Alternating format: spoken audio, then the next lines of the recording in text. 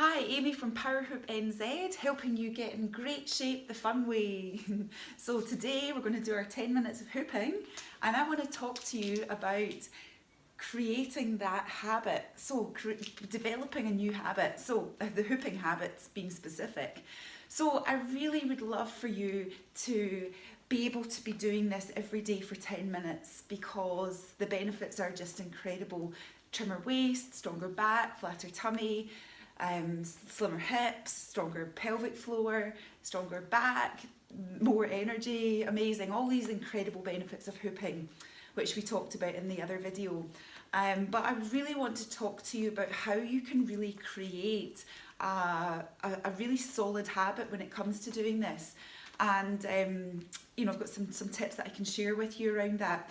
So my first tip for you in terms of creating that habit is to try really hard to do it at the same time every day if you can, because your brain becomes wired to, like, if you think about some of the habits you've got in your life, like it might be that you've got to, like, let's say for example, every morning without thinking you wake up and you put the kettle on, you make yourself a coffee, and that's just what you do. You've done it for years, and that's just a complete habit because that's what your brain does. In fact, unconsciously you're doing it, you're not even really thinking about it, you just go straight to the kettle, you put the kettle on, you put the coffee in, blah blah blah, and that's, you created that habit, and you've got to the stage where you don't even think about it anymore, that's just what you do.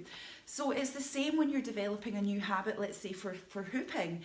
You're wiring your brain to do something at the same time every day. So let's say that I would say the easiest, best thing to do is to do this when you can in the morning, when you wake up for 10 minutes, because you could just even say, well, if you don't have enough time, well, I'm going to get up 10 minutes earlier. So easy, like that's your thing. You're going to get up 10 minutes earlier, you're going to put the kettle on, and then you're going to get the hoop on, okay? So it's like you're creating a trigger for this new habit, and you're able to, because you're going to be doing that same thing over and over and over, you're creating this pattern in your life, and you'll be getting, after 21 days, it will become such a habit that you won't even think about it anymore. It's just what you do. So you've got to have that same time every day if you can. Now, if the morning is impossible for you, then I suggest you think of another time. Maybe it's when you come home from work, and instead of sitting down or getting on with the dinner, you can spend 10 minutes doing your hooping while you catch up on Facebook or something. So you're doing that thing at the same time every day. Okay, so that's one of the really good ways to create a habit. The next thing I would say is really track your progress. You can get an accountability chart or something, or just a big calendar that you've got, and your new habit, let's say in the month of October, is hooping every day. So you're on your calendar, an X marks hooping every day. So you're going to just put a big X. And the way the human brain works is incredible because, we love to create this kind of chain. It's like, you see people doing these kind of running challenges and stuff, and they're doing it every day in that month of whatever it is. And you become quite addicted to making sure that happens. And especially if you can see your progress. So you've got it up somewhere that you can actually see it. It's going to make a massive difference to you. So track your progress, and as you start to track your progress, your confidence starts to get higher as well, because you're seeing that you're really actually sticking to this. You might be telling yourself, I'm rubbish at sticking to stuff, I always start things and I never finish them. But then what you're seeing over that course of time is you're seeing a change, you're seeing the progress, and you're like starting to feel, wow, well, I can do this, I'm doing it, and it makes you feel really good. So just a little X marks the hooping, and you can do it for any habit, of course. If you're running or you're doing anything else, it's just you creating that awareness. And just that we love to tick lists as human beings. I think I certainly do. So track your progress, and what will happen is you'll get to a day and you'll think you're so busy, but you're like, I'm not going to break that chain. You can get apps on your phone as well, which will help you track that progress as well.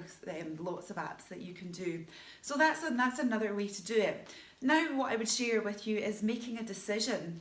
Now that's going to be 5 minutes that I've just done on this side, so I'm just going to change direction so that I can get my even training going. Okay, so here we go.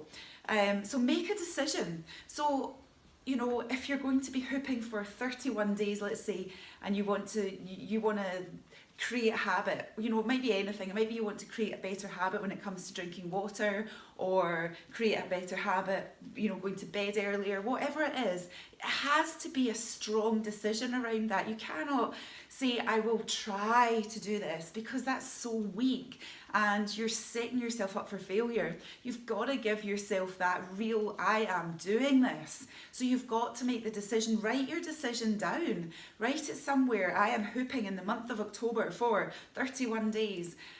You know, or, you know, and really make it firm, make it solid. Don't make it so weak, like I'll aim to do this. It's like, well, you're just going to fail, because that's not the right language that you need to use around it.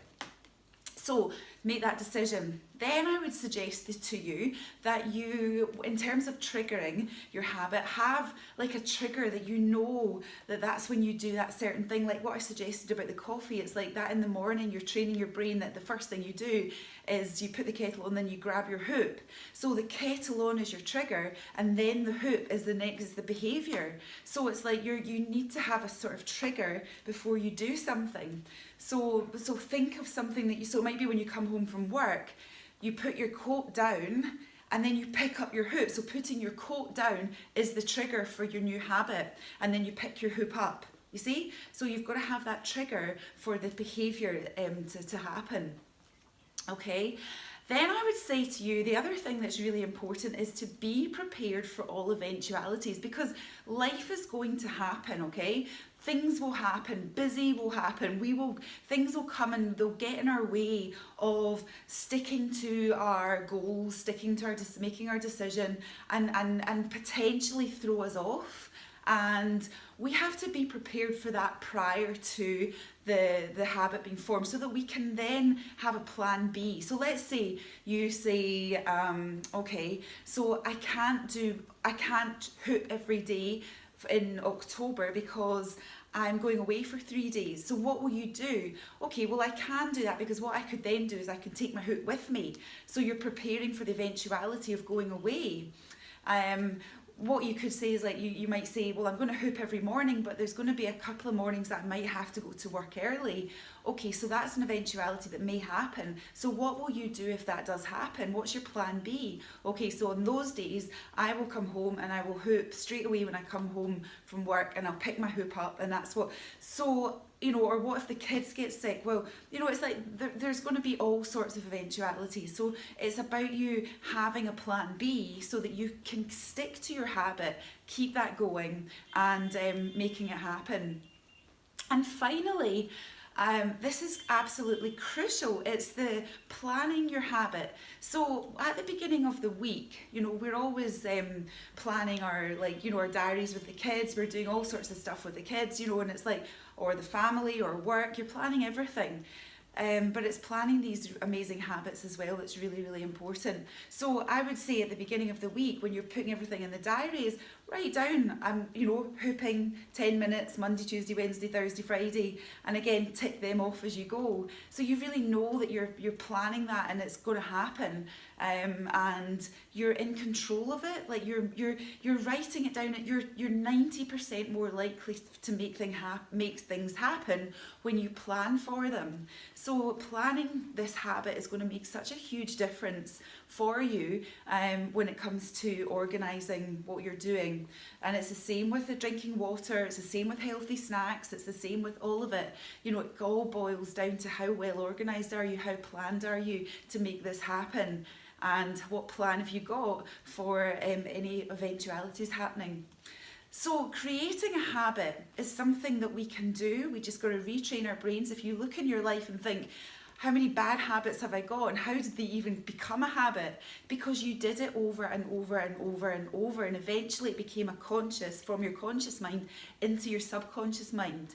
And so it becomes something subconscious, and that's what we want to do with hooping. We want to make that a subconscious thing, something that we just do every day, because the benefits are so enormous, and we all have literally 10 minutes in our day every day to do this. So why would you not take the time to create this habit and make it happen over and over and over, so that you get to feel and look amazing? And there's our 10 minutes hooping. Woohoo! Awesome.